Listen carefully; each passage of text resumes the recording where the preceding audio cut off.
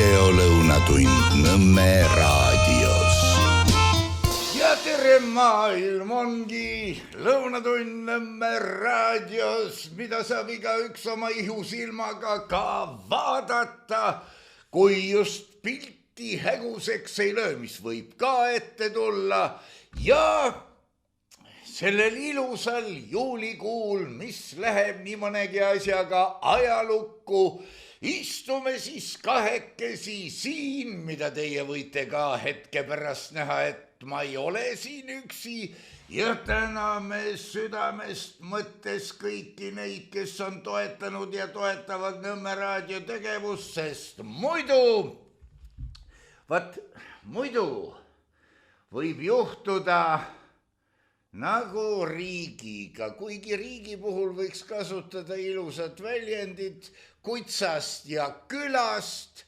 Noh, võib ju kirjeldada, kui hea ja armas kõik on, aga samas igatahes on täna stuudios meie vaimne ravitseja, tervendaja, igavesti vägev ja korralik inimene, herr doktor Viktor Vassiljev. Ja mis on need rõõmuhõisked, mis sa kõigepealt meie kõrvadesse ja silmadesse tood? Hurraa, et rõõm teie kõigi ees olla, meie head kuulajad ja vaatajad, ja kaks uudist. Esiteks ilus ilm ja teiseks käibemaksu tõus.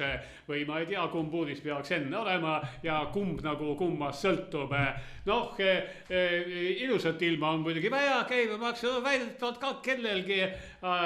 Kuigi ma ütleks, et selle käibemaksu tõusu ümber on paanikat tehtud rohkem, kui asi väärt üldse on, sellepärast et 2% käibemaksu tõusu tähendab see, et mingi asi, mis maksis poes enne 10 euri, maksab nüüd 10 euri ja 20 senti. No, Amigos meus, selle asja transport poodi, tõstmine poes auto pealt maha, tõstmine riiulile, riiuli jahutamine, sinna igale poole tuleb 2%. No. Jah, tuleb, mis ta tuleb, ainult et kaupmehed panevad rõõmsalt hinda juurde, aga hinnad need kõiguvad ka ilma käibemaksu tõusuta, nii et mingid 5% siia sinna, nad ju praktiliselt kõiguvad iga päev üles alla, aga tavaliselt, no nagu Lenin ütles kunagi, et üks samm edasi, kaks sammu tagasi ja sellega niimoodi, et üks samm alla, kaks sammu ülesse, nii et ikkagi hinnad tõusevad ülespoole. Ikka tõusevad ülespoole ja mis on? Vaat see kehtib mittemateriaalsete nähtuste kohta. Mis on kord tõusnud, see ei lange enam iial. No uroloog vaidleks sulle muidugi vastu, aga eks ta ole. No niimoodi ta on. Viktor, üks asi tiksub mul meeles. See on peaaegu öeldud nagu Juhan Saare laulusalmis, et üks sõna, see mõlgub mul meeles, kui elu teeb südame täis. Aga tegelikult on jutt muust. Tegelikult on jutt selline, et võiks alata koguni Joyce'ist ja tema Ulyssusest, mis oli kohutav teos selles mõttes, et keeleliselt oli ta hirmus ja toimetajate, peatoimetajate, korrektorite ühisrinne oleks pidanud minu meelest mehe maha lööma. Aga ei löönud.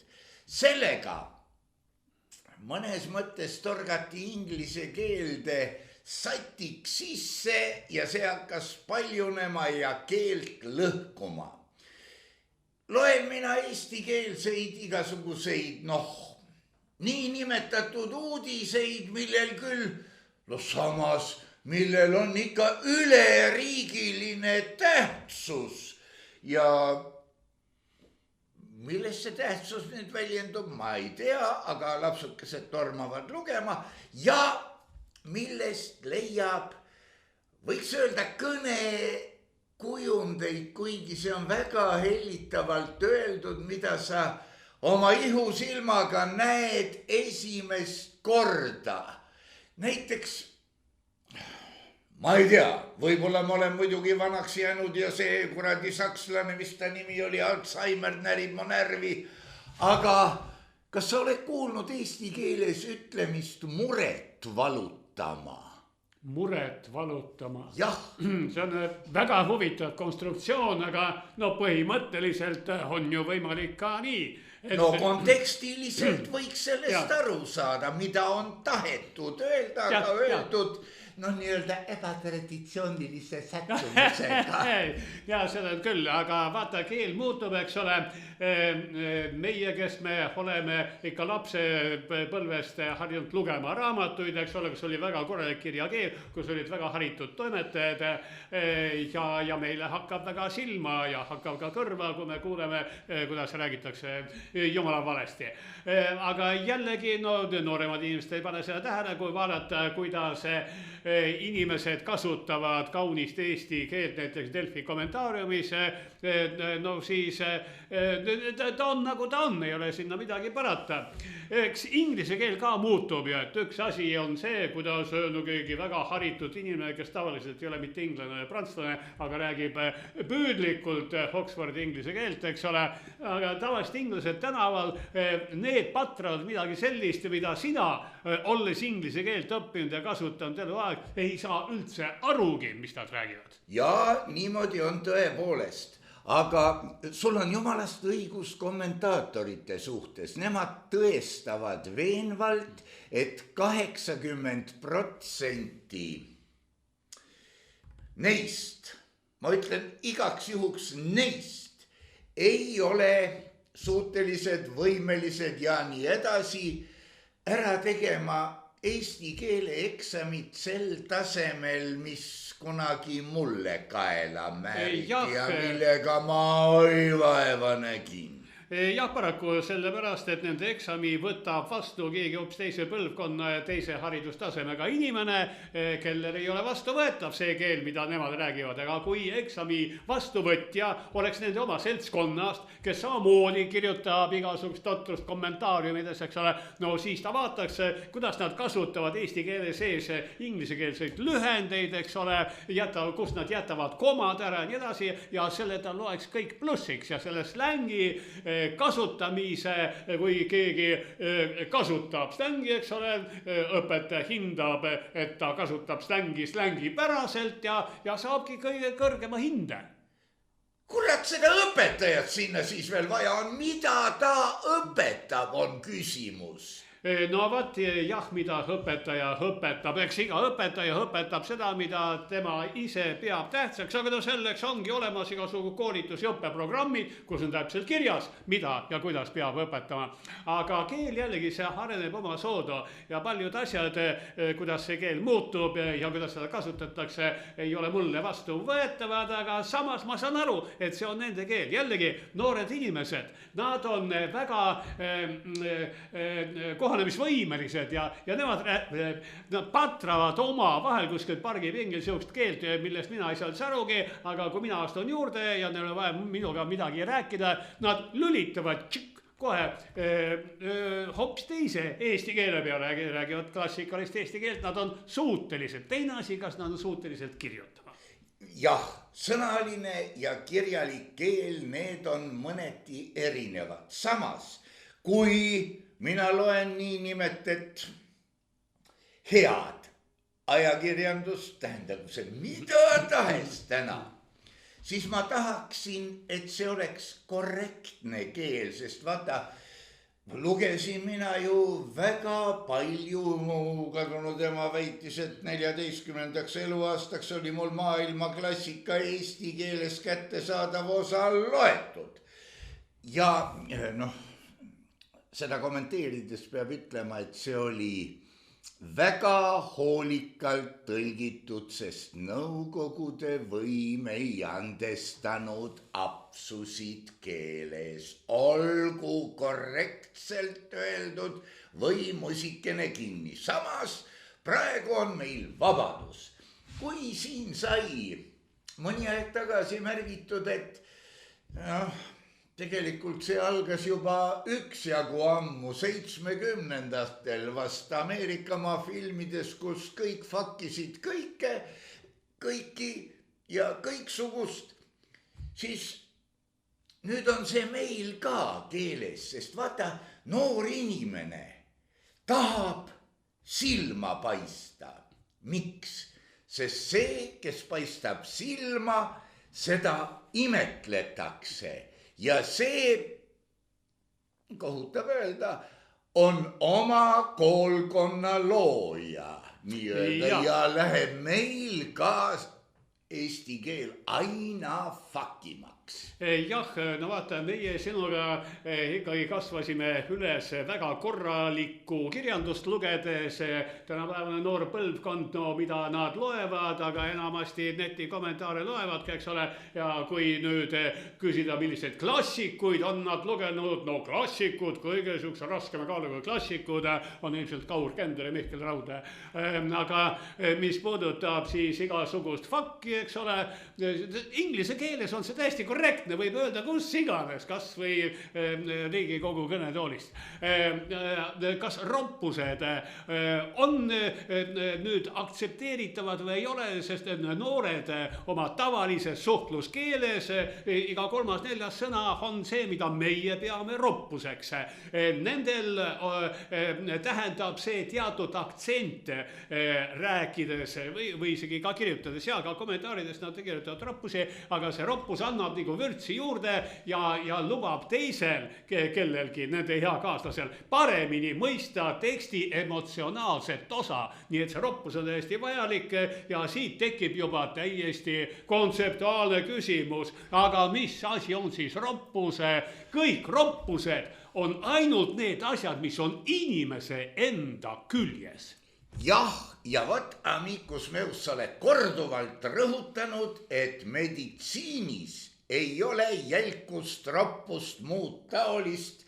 Meditsiinis lähenetakse lihtsalt kui faktile. Jah, ma mäletan väga hästi, oli see mingi 2. või 3. kursus, kui ma ülikoolis õppisin, tark professor ütles, et mis ta siin räägite, et mingid uriini asjad, urineerimine, kurat, see on kusejuha, vaata õpikust järgi ja inimene kuseb ja see, mida ta kuseb välja, on kusi eesti keeles. Mille vastu on väga raske vaielda, tõepoolest, ja võib-olla see teeb meile mõistetavaks ka, kui sa astud kuhugi piirstuubesse, õlletuppa või niimoodi, seal on pikad lauatäied soomlasi, kes jätavad mulje, et meil on permanentne gynekoloogide konverents või miskit taolist. No ja, et osa vaatab tähti ja osa, eks ole, teeb gynekoloogilist uuringut. No kes teab seda soomlaste anekdooti. Ja. Jah, või soomlaste kõnepruuk on siuke nagu ta on, et nemad on läinud roppuste integreerimise teed natuke varem kui meie, sest meil oli sotsialismus vahel, eks ole, ja siis tänaval kõndis miilits ja kuulas ka, et keegi siin mingit roppuste kõva häälega ei hüüa. Ja ebatsensuurses vormis teise inimese au või väärikuse ei, tol ajal teise inimese au ja väärikuse lugenud mitte kuidagi, ja kui keegi kõndis mööda tänavat ja kuna tal oli tema enda tagument juba hommikust peale kaasas ja ta ütles perse, no siis miilits võis ju mõelda, et selle epiteediga ta kostitas äkki parteid ja valitsust. Jaa, aga see, mida mina siin ütlesin, tõsi, veidi muudetud järjekorras, see oli Eesti NSV kriminaalkoodeksis solvamise nime all, teise inimese au või väärikuse alandamine ebasündsas vormis. No ja mis on sünnis, ega sulle seal meditsiinilises koolis ei seletatud sündsuse olemust või oled sa kuskil mujal kuulnud? Ei, tähendab, meid õpetati ikka niimoodi, et kui on vaja patsiendile näpp ikka sealt taguotsa august sisse pista, no siis seda ka tehakse ilma igasuguse tagamõtteta, vaid ikka eesmärgipäraselt. Aga eesmärgis ongi asi, et kui sa teostad mingit toimingut, eks ole, kui sellel on üllas eesmärk, no ju siis issand sallib seda. Ja. No samas muidugi on ka mitmetähenduslikke sõnu, aga vaata see muret valutama see oli kirjas Eesti Ekspressis, mida loetakse ajakirjanduse lipulaevaks nii või teisiti ja no kurat selle Ekspressiga, aga 10 kommentaatorit ei olnud märganud, et asi on natukene ebamäärane. Imelik, jah. Ei, kas nüüd ebamäärane,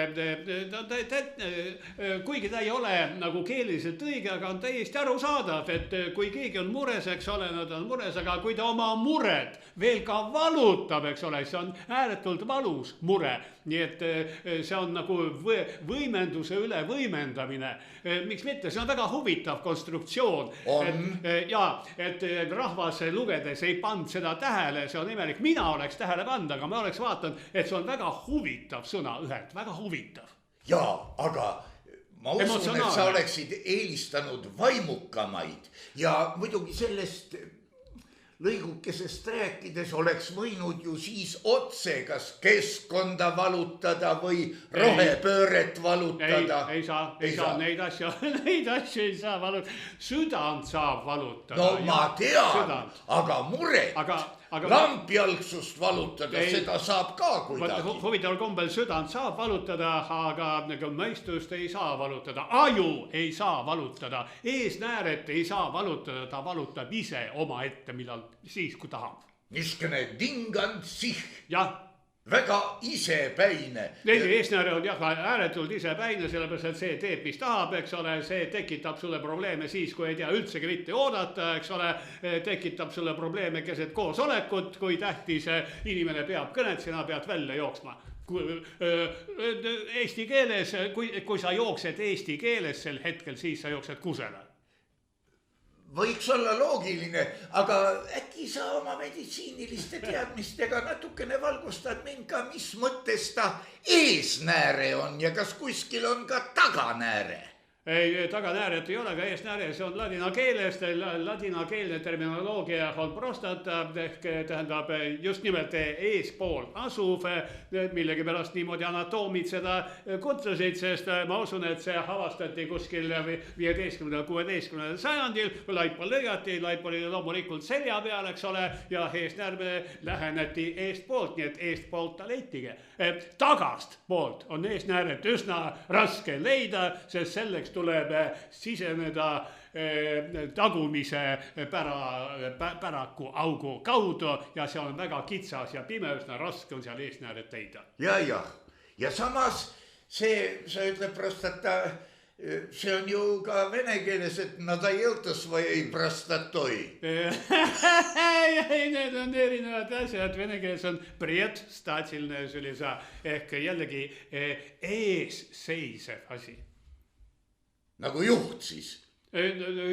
Vaata, aga kui sul peremees on eesnäärmega probleem, eks ole, siis sinu elu ei juhi mitte süda ega mõistus, vaid sinu elu juhibki eesnääre, sest tuled kuskile, eks ole, sa pead kohe ära kaardistama, kus strateegilistes punktides asuvad kempsud, eks ole, ja istekoha saalis võtta seal, kus on lähimale kempsule lähem koht. See juhib sinu elu. Jah, see on iseenesest muidugi huvitav mõte ja no ma ei tea, kas ta siis vastutab ka teatud määral põie täituvuse eest. Ei no ongi niimoodi, et kui on eesnäärme suurenemine, mitte mingisugune hirmus asi, vaid lihtsalt ealine eesnäärme suurenemine, see tähendab seda, et eesnääre surub kinni kusejuha, mille ametlik nimi ongi kusejuha, anatoomiaõpikus ja uriin ehk kusi ei pääse välja mitte uriinipõiest, vaid kusepõiest, eks ole. Kusepõis on kogu aeg enam-vähem täitunud ja seda operatiivset mahtu, millega ta opereerib, jääb üsna vähe ja siis tulebki kas iga tunni tagant või rasketel juhtudel iga poole tunni tagant kähku minna ja nii palju, kui sealt tuleb välja pigistada, eks ole, seda mõned tilgakesed. Vaat siuke probleem ja see juhibki inimese kogu elu, nii kaua, kuni probleemi ära ei lahendata. Tänapäeval on võimalik tablettidega ja operatsioonide teel ja laseritega igasugu asjadega tehakse kõiksugu imesid. Väga paljud asjad, mis on inimese küljes valesti, on parandatavad, peaaegu kõik välja arvatud mõistus. Seda ka või ei ole. Ja ei, no sellest sa saad aru, kui kõht on tühi, aga kui pea on tühi, sellest sa aru ei saa. Ei, seda annab kannatada, seda saab kannatada, aga kui see põis on täis, eks ole, no seda sa kuigi kaua ei kannata. Et kui sul on, ma ei tea, põlv valutab, eks ole, no okei, sa võid seda valu kannatada ja teha edasi tööd või istuda kuskil koosolekul ja mitte teha tööd, sa võid seda kannatada. Aga kui ikka kusi hakkab püksi tulema, seda sa kannatada ei saa teps mitte. No jah, siin muidugi võiks sinu jutust välja lugeda ka diagnoosi Eesti rahva rahvuslikule hädale. Sa ütlesid, et juhib eesnääre mitte mõistusega süda. No mina rääkisin praegu patsiendist, kes kannatab eesnäärme probleemide all, eks ole, no ei saa ju öelda, et kogu Eesti rahvas selle all kannatakse, seda enam, et poolel rahvast eesnäärit ei ole, kuna nad on naisterahvad. Kas siis, no hea küll, ei hakka nüüd naisorganismidesse trügima, las see jääda. Aga trügime keele sisse, näed, ma ka korra nagu võbelesin, et kas öelda poolel rahvas või pooltel rahvast. Loomulikult poolel rahval, sest tervik rahvast, võtame sellest pool, aga pooltel rahvast, need ongi siis siuksed inimeste poolikud, 1,3 miljonit. Täpselt nii, aga kas aga aetakse segi kogu aeg. Jumal hoia. See on asi, millega ei tohiks harjuda, aga harjud, kurat, harjud. No näed, isegi minu pani mõtlema ja et ma ei tea, paarkümmend aastat tagasi mul poleks siukest mõtet üldse tekkinudki. Siin on veel üks siukene imelik küsimus, mis kasvab välja. No siin peaks ütlema lausa, õpetaja on tärganud minu peas või minu peas tärganud üks küsimus on. Et niisugust keskaegset kõnepruuki matkida. Kas rahvast peaks käsitlema kui riigi või valitsuse patsienti? Vau! Ja, et hea riik nagu üritab oma patsiente hoida rõõmsate ja tervetena, aga see on teps mitte kerge, sellepärast, et rõõmsad ja terved on nad siis, kui maksud üldse kõik ära jäetakse. Oi, kuidas rahvas rõõmustakse, eks ole, aga riigil on jällegi maksuraha vaja ja ikkagi selleks, et osa sellest näpuotsaga ka rahvale jagada, ehitada teid ja koolimaju ja ülal pidada politseid, mis siis halvasti käituvad kodanikud toimetajaks ära Tartu vanglasse, aga millegipärast ta ei viitsi seda teha ja Tartu vangla näed tühi tuleb välja rentida hopski rootslastele. Ja kas rootslased lähevad nüüd Eesti kardinate taha? Oleks nagu loogiline, näis millal see kena kujundikene jõuab meie meediasse, aga kas siis riik või valitsus või Eesti ja rahvas, kas see oleks siis nagu eksperimentumat corpore vili, et katse odava organismiga, käibemaksuga oleme juba Euroliidus vist teisel kohal ja see tõuseb, nagu ütlevad klassikud. Jah, noh on nagu ta on, aga eks katseid riigi juhtimine muuseas toimub samamoodi nagu patsiendi ravimine, põhimõtteliselt katse eksituse teel. Jaa, aga see ei ole mitte riigi juhtimine, vaid riigis toimuvate protsesside hoidmine, õiges vaos.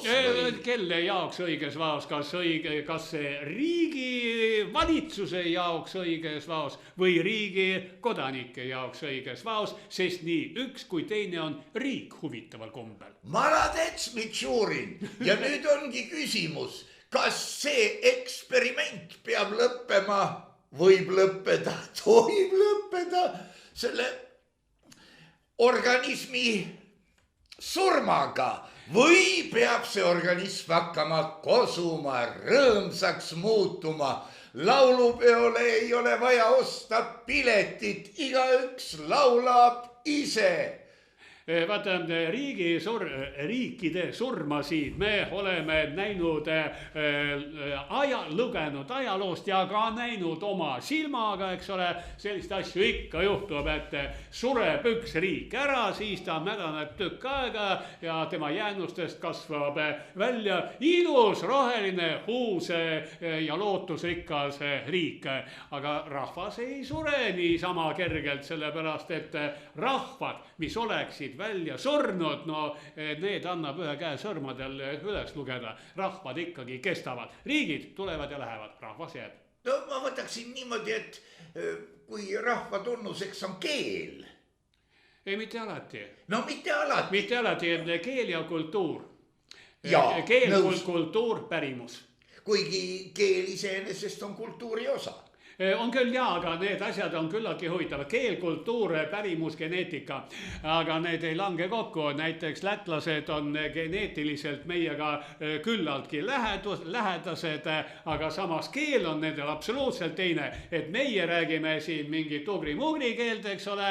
Lätlaste keel on sanskriti baasil Indo-Euroopa keel, nii et absoluutselt erinevad keeled. Nemad tõid selle või nendele toodi see keel kuskilt sealt lausa Egiptuse maadelt ja üle Balkani ja Lätti, näed sa.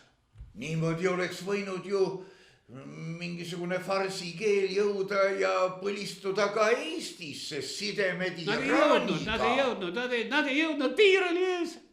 Ei, Iraanis põllutöölised. Ükski sanskriti keel üle Piusa jõe ei pääse mitte kuidagi, upub ära. See võib ka muidugi ei, sinna on sanskritid ennegi uppunud ikkagi. Seda on mitu aastat järjest juhtunud, et mingid sanskritid, no teate, sükst hästi mustanahalised on tulnud kuskilt sealt sanskriti poolt, jõudnud Lätti ja siis üritanud hilissügise või lausa talvisel ajal üle Piusa jõe Eestisse tulnud, aga kuna nemad tulevad sellest kliimast, kus on +50, eks ole, neil on tõrna haimugi, et külm võib olla ohtlik, nad arvasid, et külm on väga mõnus, konditsioneer, eks ole, air condition ja sinna Piusa jõkke nad kas uppusidki ära või tulid välja ja külmusid kringliks. Ja. Ja ei tule sanskrit üle Piusa jõe. Selles on sul suuresti õigus, aga see, mis sa, no vaata, seda võib võtta ka laiendatud tähendusega ja no koguni kujundlikult või tähendamissõnana, et riigitäis mädaneb, millegipärast tuleb mul silme ette Tšehhoslovakkia, kuigi see ei puutu üldse asjasse. Nemad ju ka tšehhideks ja slovakkideks ja tegelikult mädaneb ja siis korraga tuleb uus roheline idu, nagu sa ütlesid või umbes nii sa ütlesid. See tähendab ju, et selle koha rahvas ei surnud välja, vaid astus uuesti ämbrisse. Laus kahte. No tšehhid ja slovakid, serbid ja horvaadid, eks ole, ühes jalas on üks ämber, teises jalas on teine ämber, aga see ei ole enam mitte rahvaste areng, vaid see on puhas poliitika. Kaasa Serbia, Horvaatia, eks ole, ja kõik muud Austria-Ungari impeeriumi jäänukid, mitte kõik, aga suur osa nendest. No see oli ju, üks vahe oli Jugoslaavia, eks ole, suur Jugoslaavia. Jossif Broz Tito raudse käega hoidis seda kõike koos, ei lasknud nendel kakelda ega üksteist nokkida, eks ole, aga ei jõudnud tema surnu keha veel jahtuda, kui läksid tülli ja jooksid laiali. Kuigi surivoodil oli tema kindel, et ta jätab maha suure ja tugeva korraliku riigi ja sellises asjas on iga diktaatori, iga kõva kuningas, despoot ja oma rahvamõrtsukas alati kindel, et on ta teinud, mis teinud, karistanud ja poond, eks ole, ja keset väljakut pahallasi maha põletanud ja ta surres usub, et kõik see rahvast armastab, et oma riik püsib koos 1000 aastat, 1000 aastateks riikideks on mitut riiki nimetatud 1000-aastaseks. Tavaliselt on nad kestnud kuskil mõne aastakümne, mitte rohkem. Vaata, siin on jälle, ma peaksin tooma oma muljed Bahreinist, kus kuningas, monarh oli kuningas 365 päeva aastas, 24 tundi ööpäevas. Kui jama oli, siis võis kuninga alati üles ajada ja ta hakkas täitma oma kohuseid ja küsisin mina kamraadilt, et vaata, aga see kroonprints on kuidagi niimoodi, silmade all kotid ja väsinud. Töö ajal tehtud. Ta on töö ajal tehtud, kuningas on kogu aeg tööl. Kuningas on tööl ja kroonprintsi kohta öeldi mulle, ta on kroonprints 24 tundi ööpäevas ja praegu on jamad Pärli ringteel. Tema tegeleb sellega, et kuningas saaks puhata natuke ja magada. Ja vaata, see ongi, et diktaator, see on ju suunanäitaja. Tema dikteerib, mida, kuidas, kui palju. Monarhil, tema monarhia alal, me ei ole mitte niivõrd kodanikud sisulises mõttes samuti, kuivõrd monarhi alamad. Ole sa mis värvi tahes, kui pikk või paks tahes, kord olgu majas, ütleb monarh.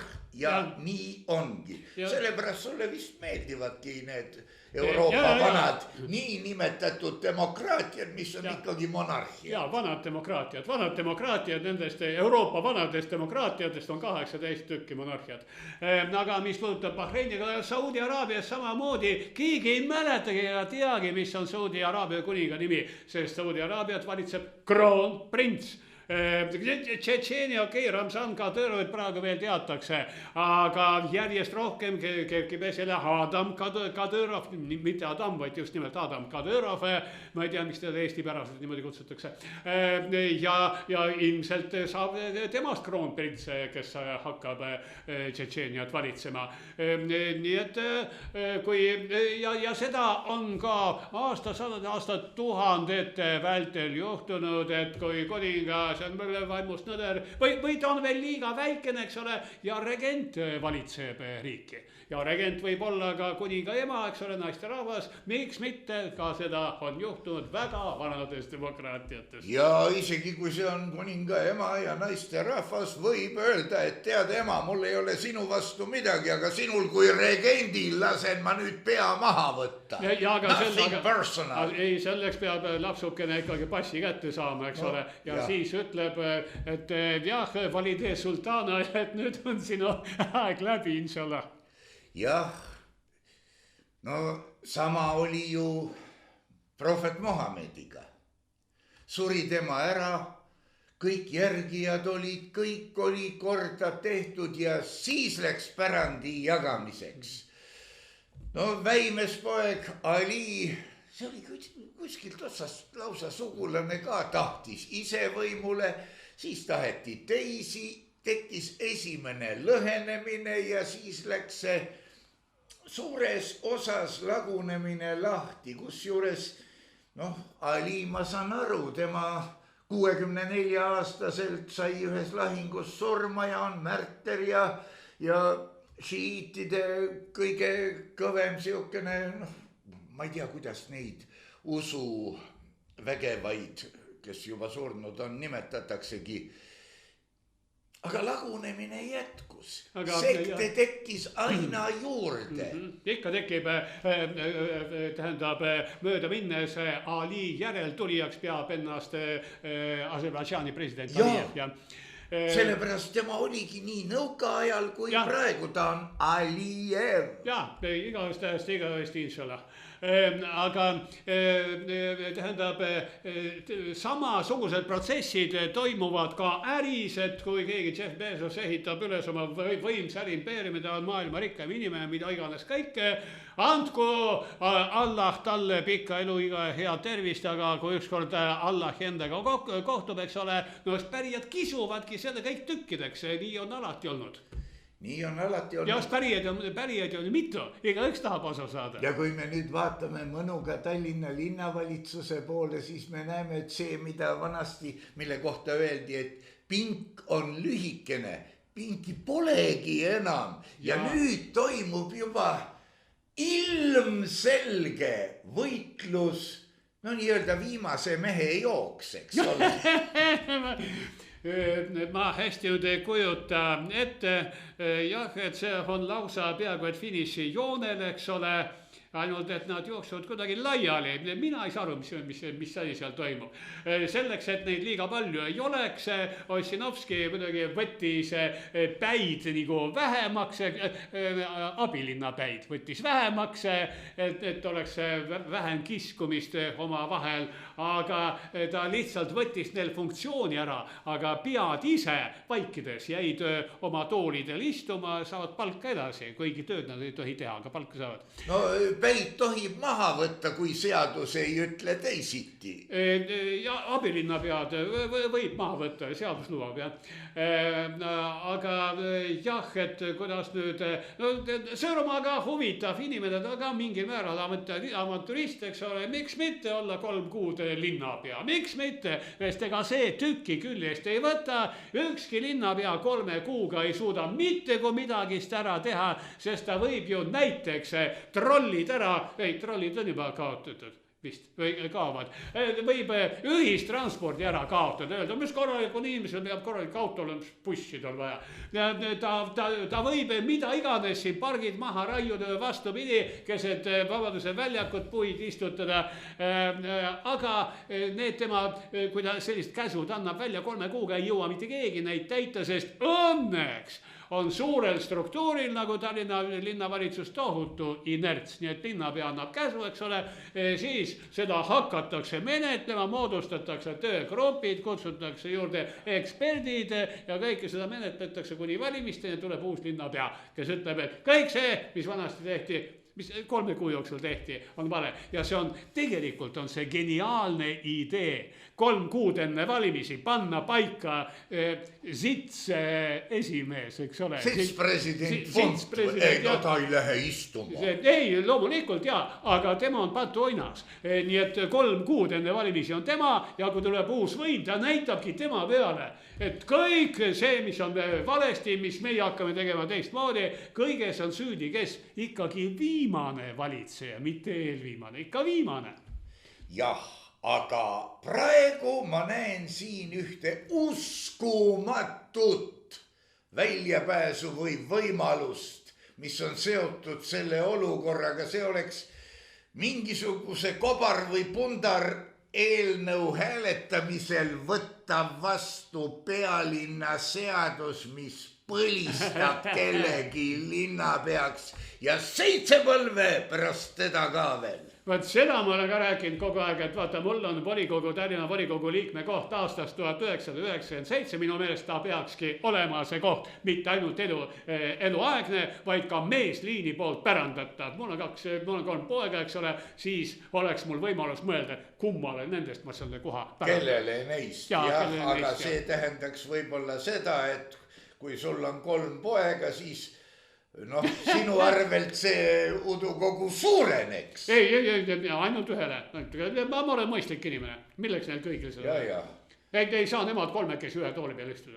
Ei, no jah, see nõuaks juurde ehitisi. Ei, mulle meeldib ikkagi siuke lugu, et mina nagu vana Mölder, eks ole, pärandan ühele veski, eks ole, teisele eesli ja 3 peab leppima saabastega kassile. Saabastega kassile? Kas just see 3 sai kõige õnnelikumaks ju? no ja ei, no see on muinasjuttudes ei, see ikka. kuidagi, ta oli korralikult kasvatatud ja hästi õpetatud. Kõik olid. Ja mulle õudselt meeldib saabastega kassi muinasjutt, sellepärast et see on absoluutne äriõpik. Et saabastega kass, et kui nad, kass ja poiss, eks ole, püüdsid kinni mingi pardi jänese või kes see esimene oli, eks ole, et oi, me oleme jänesed, sööme ära, aga saabastega kass ütles ei, me kingime selle kuningale. Ja siis nad püüdsid kinni mingi järgmise eluka, oli ta jälle jänes või part või mis ta oli, et ka ütles poiss, et sööme ära, saabastega kass ütles ei, me investeerime.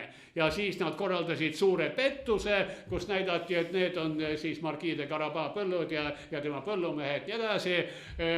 Puistati siis kuningale nagu puru silma, eks ole, ja lõppes kõik suure võiduga, eks ole. Suurepärane äriõpik, et ära söö ära seda, mis sa kätte said, vaid investeeri see tulevikuks. Ja Perro oskas kirjutada, aga äkki toimub praegu Tallinna linnavalitsuses midagi sarnast. Ma siis palun näidake mulle, kes on Tallinna linnavalitsuses saabastega kass. Kes on? No saabastega kass võib olla deformeerunud või võtnud halli kardinali kuju. Kas sa vihjad, et see on mitte saabastega kass, vaid see on käru jalgra või see kastiratas või? Ei, no mingi hall vanamees, see on meil ju võtta. Ei ole, kui ma olen neid asju päris lähedalt näinud, hallid vanamehed on kõik minema pekstud juba ammu Tallinna linnavalitsusest. No halli vanamehe tänav vähemalt on olemas. Huvitav, Ülemiste vanakese tänavat ei ole, Ülemiste tänav on ja Ülemiste vanakese tänavat ei ole. No tema võiks olla ka omaette vägev legend, aga vaata nende Eesti muinasjuttude pärimustega, olgu siis Kalevipoeg või olgu see Suur tõll või tead, neid nagu häbenetakse ei kohe. asjata, sellepärast et igas muinasloos on ikkagi kuskil suur tõsi peidus või vähemalt väga hää ja tarvilik õpetus noortele. Aga mis puudutab Ülemiste vanakest, lugu on absoluutselt tõene, sellepärast et Ülemiste järv on all linnast 30 meetri kõrgusel. 30 meetri kõrgusel! Ja järve kallas, ta moodustab siukest nagu ringkraavi enam-vähem umbes ja vesi on kuskil 40 sentimeetrit allpool selle kalda ülemist serva. Nii et kui juhtub mingisugune avarii, et äravoolutoru hummistub ära ja taevas sajab 40 päeva nagu piiblis, eks ole, vihma inimesed ehitavad noalaevu. Kui see vesi uuristab sealt sellest kaldast ühe väikse augukese, eks ole, vesi, see käitub nii, kui väikse augukese teeb, siis sealt tuleb kõik suure hooga ja 30 meetrit Tallinna tänavatel, siis bussid ja trammid, need keerlevad sealt keeristest nagu pisikesed tikud. No õnneks ei ole Ülemiste järv nii sügav. Ja vett on seal ääretult palju. Vett on palju. Et ma praegu peast ei ütle selle vee kaalu, aga see on välja arvutatud, see on tohutu. Jah, kui see kõik nüüd peaks tulema kuidagi pidi, siis on... Ei, siis ongi nii, nagu legend ütleb, et Ülemiste vanake uputab selle Tallinna ära ja ei jääda tast suurt midagi järele. Ei päästa teid need uued moodsad varjundid, mis te oma kodukeldrisse ehitate, ei päästa. Aga ikkagi, kui me vaatame praegu Tallinna linna peale, kui kõige tähtsama koha peale, millest üldse mida meedia üldse käsitleb, Tallinnas niipidi, Tallinnas naapidi. Eestis on ju teisi kohalikke omavalitsusi ka paar. Ei, seda küll, aga vaata inimese küljes on väga palju igasuguseid asju, aga kui tal on sees mingi vähkkasv, siis ainult selle peale ta mõtleb ja ainult see vähkkasv tema elu juhibki. Aga ikkagi, kui vändata välja, no ma ei usu, sellega ei saa keegi hakkama, ma pean silmas pealinna seadust. Ei võta keegi vastu pealinna seadus, sest kui pealinna seadus võetakse vastu, eks ole, no siis jääbki elu seisma, sest siis ei anna siin enam mitte midagi pahasti ega valesti toimetada, aga kui ütleme tänane linnavalitsus midagi pahasti ega valesti ei toimeta, kuidas siis järgmine linnavalitsus saab parandada vigu ja teha õigesti? no ja siin ma nägin ühte klipikest, kus noorhärra oli kangesti pahane, et see oli vist Tartus asfalt üles võetud, munakividega asendatud, et nüüd on vaja see kõik ümber teha, munakivid uuesti asfaldiga asendada. Küll ka seda ükskord tehakse. Ei, no ma usun ka. Muidugi need teedeehitusfirmad teenivad ju tõhusalt sellega. See on väga vana põhimõte, et enne pannakse tänaval asfalt, eks ole, ja siis hakatakse lõhkuma veetorusid panema. Täpselt nii. Ikka õiget pidi. No seda tehti omal ajal Vabaduse puiesteega Tallinnas ja eks seda tehakse veel. Et midagi unustatakse, midagi jäetakse tegemata, aga kõik see meenutab kangesti mingisugust paigaljooksu ja enne valimisi on see paigaljooks veel paigal põlvetõste jooks. Vaata mind. Jah, ja see on mingi Browni liikumine. Sellepärast, et meie poliitilises süsteemis, kus pidevalt võimuteostajad vahetuvad ja pannakse paika järjest nooremad ja kogemusteta inimesed, ma ei tea, kas keegi just nimelt juhibki niimoodi, et tuleks otsuseid langetama inimene, kellel puudub igasugune kogemus ja mida rohkem kordi need võimud vahetuvad ja mida rohkem kordi pannakse paika inimene, kes ei tea asjadest mitte midagi, seda rohkem on segadust, aga jällegi, kui on segadust palju, siis järgmine, kes pannakse samale kohale, kes ei tea, kuhu ta sattus ja mis seal tegema peab, sellepärast, et ta töötas enne seda kunstnikuna, ajakirjanikuna, Toru Jürina, kellena iganes, eks ole, nüüd tuleb abilinnapeaks ja ta ei tea, mida tuleb teha, aga väga hea, tuleb järgmine, kes teab veel vähem, aga ta ütleb kohe, et see, mis enne teda tehti, on valesti. Ja järelikult me liigume ju kogu aeg edasi ja kogu aeg paremuse poole, ainult et keegi ei näe tulemust. No seda küll. Vaata, hiljuti ma lugesin siin, see võis olla üleeile või umbes niimoodi, et jalgratta kiirteed tuleb rajada. Vau, see on väga vau. Ja tead, no ega ma ei vaadanud ka nii hoolega, sellepärast, et loed pealkirja ära, juba tahaks prilliklaase sitas puhastada. Vabandust. Inimest on leidlikud. Ja vaata, siin ongi see, et jalgratturite arv tuleb 4-kordistada. Kui sel aastal oli 5% jalgratastega, siis võt ülejärgmisel aastal peab olema 13%. Kuidas see nüüd 4-kordistub?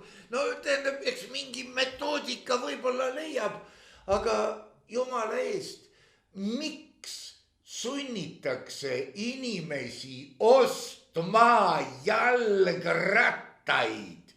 Kas keegi on kellelegi lubanud jalgrattamüügi monopoli Eestis? Ma ei tea, kas on keegi lubanud või mitte, aga sellega me kuulutame suure ja püha sõja Saudi Araabiale. Sellepärast, et nafta tuleb sealt, eks ole, meie ostame jalgrattaid ja teie naftaga ei sõida. No tead, see on ikka lähenemine ehedalt Tšerežopu ja rahva arvelt. Jah.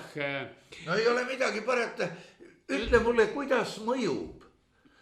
Näiteks see, kui inimesed Keilast, nad käivad Tallinnas tööl.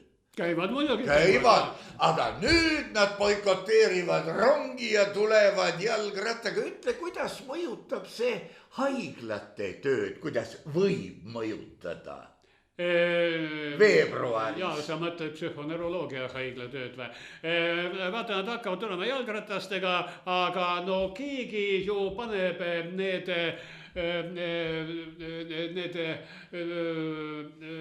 konstruktsioonid paika või sihid või kontseptsioonid. Keegi paneb kontseptsioonid paika ja progressiivsed inimesed, nad varsti jõuavad ka selleni, et ei, mitte lihtsalt jalgrattad, sõidame kastiratastega. no kasti ja Kasti kasti paneme aku, et siis on elektriratas, no tead, see on. ja, aga et aku võib tühjaks minna, eks ole, aga paneme sinna väikse diisolmootori, mille sa võid käima tõmmata, eks ole, põka ja see läheb sul akut. Vaata, see meenutab mulle või lubab ajus tekkida konstruktsioonil, mis on seotud tütarsoo esindaja soo muutmisega. Kui tohter otsustab, et õmbleme külge noku ja siis tuleb abitohter ja ütleb, õmbleme 2 ja kastiga. ja kastid ka külge, jah. Ei, see on mitte kastidega, see on kottidega, see on hoopis teine lugu. Aga... No asjatundjaga ma ei vaidle igatahes. Ma pärast kodus vaatan järgi. Aga mis puudutab 2 nokut, siis mina tean ainukest elukat, kellel on 2 nokut ja see on maailma kõige väiksem kameeleon, kes ta on elus. Ta elab Madagaskaril 1 sentimeetri pikkune, siuke erkroheline ja tal on 2 nokut. No ma tean küll, miks temal just. Ta on nii pisike, et teised loomad ei näe ja ei muutu kadedaks. Suured loomad, jah, aga kuna ta on pisike ja vaene seal palju, ta peab väga kiiresti paljunema, eks ole. Nii et tal ongi niimoodi, et üks puhkab, teine tegutseb ja 2 nokut on vaja. Nii et ma ei ütleks, et ta selle üle õnnelik on, pigem on see tema probleem. Aga ju ta on harjunud, jah. Ju ta on sellega harjunud, nii et olgu ta õnnelik. Tundub, et me oleme mõneti, sa küll mainisid siin 3-kuulist tähtaega, pärast mida peaks jälle, no rahu maa peale ei tule, üks igavene kuradi ei, kui rahu tuleb, täielik rahu tuleb maa peale, eks ole, no siis see on lihtsalt maailma lõpp, eks ole, tuul ei puhu, laineid ei laksu, inimesed ei sõdi, järelikult ka ei paljune, milleks mõtled, kui seda ei ole, ja siis ongi täielik rahu, aga muuseas sellest on ka räägitud, et kõigepealt tulevad 3 pratsanikku, mitte need oli puhuvad pasunat, eks ole, ja siis tõusevad surnud üles, peetakse kohut ja ongi rahu. See on siis Johannese ilmutuste. Ja ma just hakkasin mõtlema, oli see nüüd Marx, Engels või Lenin, aga oli Johannes. Jah, ja vaata Johannes nagu ei panda niimoodi sinna, kus nende profiilid on, kõik vaatavad innustunult ühes suunas. Jah, nii et ma arvan, et Johannese ilmutus tegelikult peaks olla kas just lauaraamat, aga vähese haritusega, mitte hariduse, vaid just nimelt vähese haritusega inimestele. Võiks olla koomiksi väljaanne või suured plakatid seina peal ja mina paneks neid linnavalitsusse seinale Johannese ilmutuse. Vaata seda ja mõtle, kas on ikka vaja vett sogada ja teha tsirkust rahvale. Seda enam, et rahvas pole seda tsirkust teie käest küsinud. No ongi eksperimentumat corpore vili, vaatame kaua see rahvas niimoodi jõuab siin, teha. Aia tänava paneme kinni, paneme sinna igasuguseid pinke ja notte maha. Tegelikult pilootprojekt oli ju see, kui Vabaduse väljak laoti mingisuguseid lillekaste täis. Iivi Eenmaa ajal oli see. Iivi Eenmaa, jah. Linnapea, ma mäletan väga hästi neid kaste, jah, ei saanud seal nende vahel kõnitud. Oli see Vilba ajal? Ei, Iivi Eenmaa. Ja ikka lillekesed. Vilba nüüd sellega, Vilba, see on betoon muide. Väga head mõtted betoonist. Kui teha betoonteed, siis need ei lagune. See on ju isegi dokfilmi tegi Herr Aare sellest kastist välja. Lagunevad betoonteed, eks ole, me oleme, tähendab, targad inimesed on käinud USAs, eks ole, vaatan, see on kõik teed betoonist on ehitatud 50ndatel aastatel ilma remondita, küll praegusid täis, aga autod sõidavad, eks ole, betoonteed, betoon on igavene. Meie kliimas ei ole, just sellepärast, et meil on kliima väga heitlik ja muu muutlik, aga nagu me füüsikast oleme õppinud, et kehad sooja käes laienevad, külmaga tõmbuvad kokku, eks ole, ja siis ta mängib nagu kortsmoonik ja betoon teeb meie kliimas ei pea vastu, mõraneb ja laguneb, aga asfalt, ta on mingil määral elastne, peab paremini vastu. No jah, asfaldiga annab vahelt teha ka rohkem kui betooniga, ma arvan, on nagu kasum suurem. Ja loomulikult ja need soomlased pole selle peale tulnudki, et nemad panevad asfaldi täiteks ja asfaldi alla panevad graniitkillusti, kui neil graniiti muidugi tootnud, kogu Soomemaa koosnebki graniidist enamasti. Nemad panevad graniitkildu, aga meie paneme lubjakivi, eks ole, mis ei peagi auto tema peale sõitma, lihtsalt vihma käest tasapisi sula. Jah, nii on.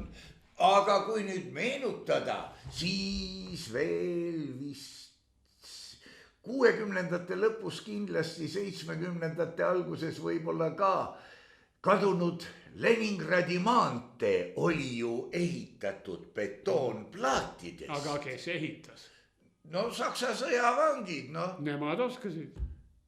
Ja kas siis tõesti peab hakkama vanadest tarkadest raamatutest otsima, kuda nemad seda tegid ja muide vaata, kui Eesti rahvuskangelased, olgu siis Kalevipojad või Suured Tõllud või Ülemiste vanakesed, kui nemad jäävad ka ainult tolmuma kaante vahele, vaat siis on rahvus, keel, kultuur, siis ikka läheb kohe niimoodi, et ärme sellest heast seltskonnas enam räägi. Jah, aga me oleme küll väga heas kuulajate vaatajate seltskonnas ja me julgeme rääkida nendest asjadest, millest räägitakse üsna vähe. Nii et kui te ei ole allikaid lugenud, aga vaadake meie klippe, kuulake meie juttu, saate teada, mis ka algallikates kirjutati. Ja siis selgub, et algallikat enam ei ole olemas. Muide, isegi EKI, Eesti Kirjanduse Instituudi lehtedelt muu meelest. Või on see tänu otsimootorile või tänu sellele tehisintellektile, et sealtki on ühte-teist hakanud hiljukesi kaduma. Aga lugege paberväljahandeid, sellepärast et raamat, mis on trükitud paberile ja seisnud teil kodus ja ei ole kaitsepolitseid tulnud ja seda raamatut ära viinud teie kodus. Ei, tema ei tule selle pärast. Nüüd küll ei tule. No tema ei tule, see on korralik kaitsepolitsei meie korralikus riigis, aga minu ema teadis küll rääkida, et 1947. aastal oli nendel kodus suur nõukogude entsüklopeedia, et seda jagati, jaotati, viisakas oli see osta, nad ostsid ära ja 47. aastal tuldi ja korjati kõigilt ära Eesti nõukogude entsüklopeedia, kõigil, kes kodudes oli, sest oli teada, kellel kodus on. Ja viidigi ära kuskil, ma nüüd enam ei ole kellegi käest küsida, kas paariks nädalaks või kuuks ajaks ja pärast toodi ilusti tagasi, mõned leheküljed olid välja vahetatud. No lõppude lõpuks oleks võinud ju võtta kaasa selle suure entsüklopeedia asemel ainult lehekülje 27, 32.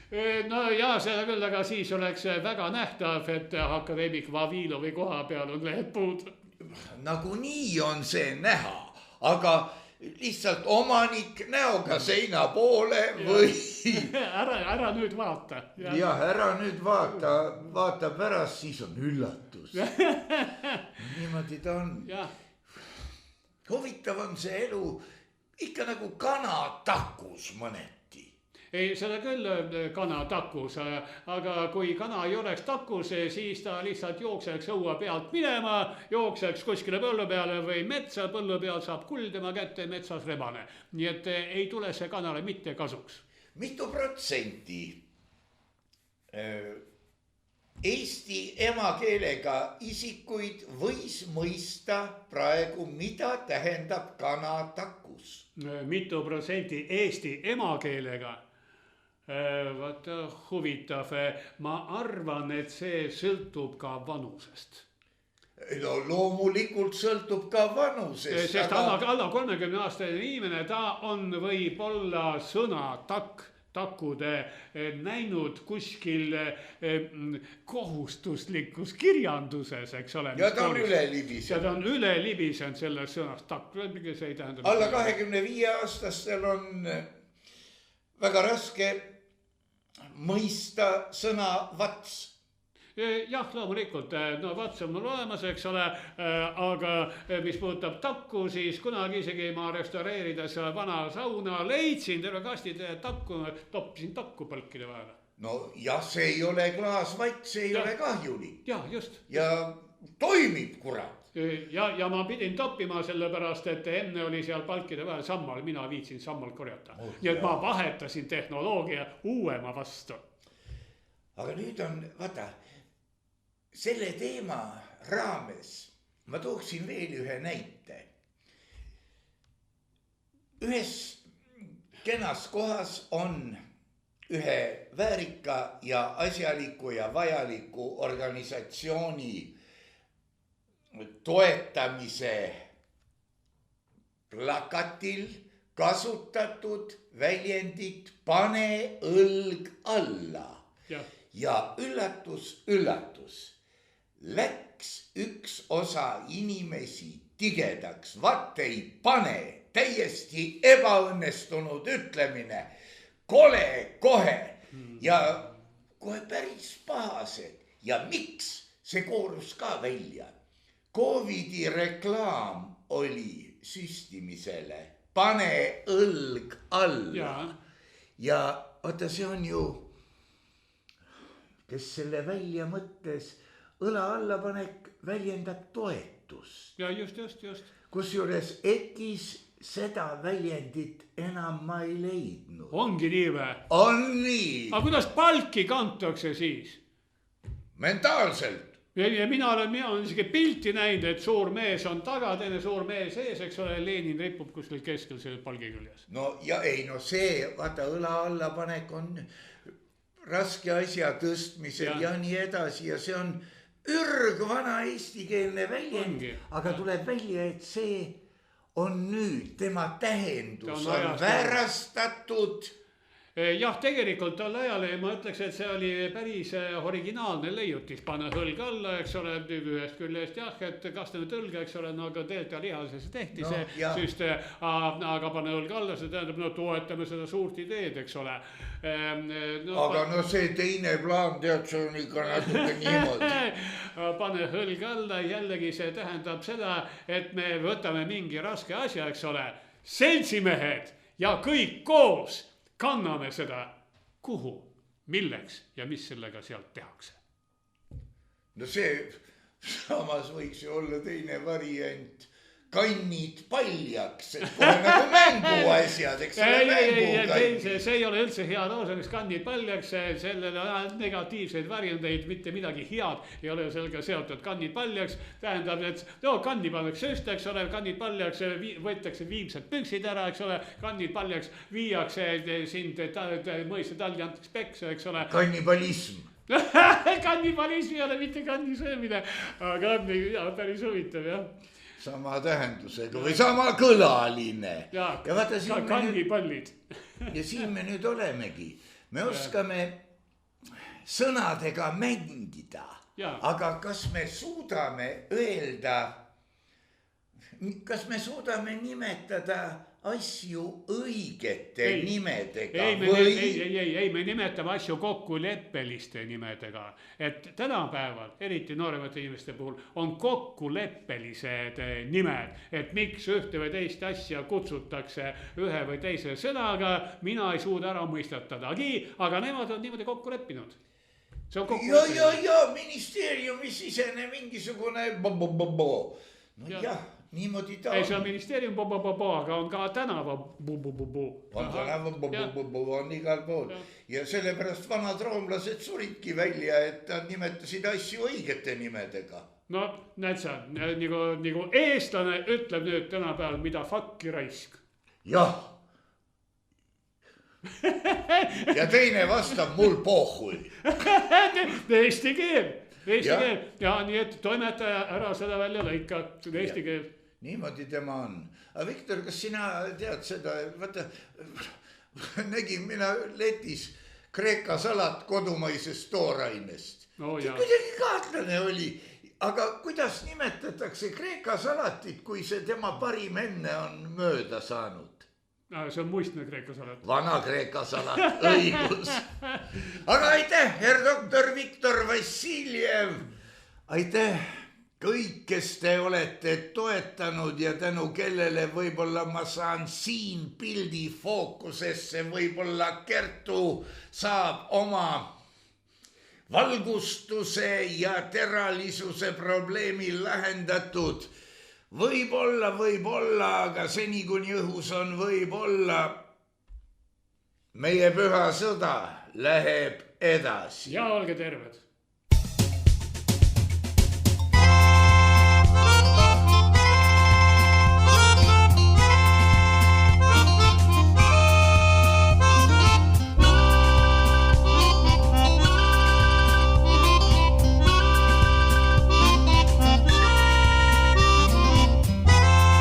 Saade on salvestatud 2025. aastal.